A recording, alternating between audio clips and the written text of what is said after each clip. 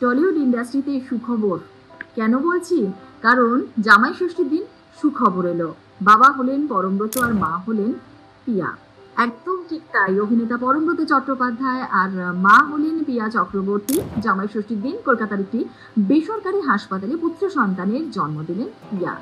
মা এবং সন্তান দুজনেই সুস্থ রয়েছেন জানতে পারছি আমরা জানি যে এই মুহূর্তে বড্ড ব্যস্ত রয়েছেন পরম, কারণ বাংলা এবং হিন্দি ইন্ডাস্ট্রি দুটো জায়গাতেই কিন্তু চুটিয়ে পরমব্রত চট্টোপাধ্যায় কাজ করছেন। অভিনয়ের পাশাপাশি তিনি পরিচালনাতেও বেশ সিদ্ধহস্ত, সেটা প্রমাণও রেখেছেন।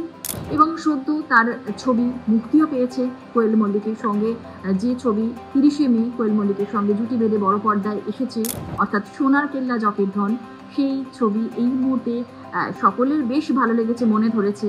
আর এই কাজের মাঝেই অন্তঃসত্ত্বা স্ত্রী পিয়া চক্রবর্তীর খেয়ালও রেখেছিলেন, আমরা দেখেছিলাম পরমকে।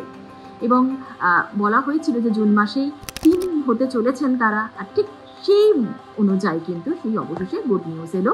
এবং এই মুহূর্তে যা জানতে পারছি যে গত কয়েকদিন ধরে পিতৃকালীন ছুটিতে ছিলেন পরমব্রত চট্টোপাধ্যায়, এবং আপাতত কিছুটা দিন তিনি পরমব্রত স্ত্রীর সঙ্গেই থাকবেন, স্ত্রী সন্তানকে নিয়ে বাড়িতেই থাকবেন এবং স্বাভাবিকভাবে স্ত্রীর খেয়ালও রাখবেন। এতদিন স্ত্রীর খেয়াল রেখেছিলেন ঠিকই, কিন্তু তার সঙ্গে সঙ্গে কাজও তিনি করে গিয়েছিলেন। কিন্তু আপাতত তিনি বেশ কিছুটা ছুটি নিচ্ছেন, কাজ থেকে একটু বিরত থাকতে চাইছেন, কারণ এই মুহূর্তে তার কাছে ফার্স্ট প্রায়োরিটি হচ্ছে সন্তান এবং স্ত্রী।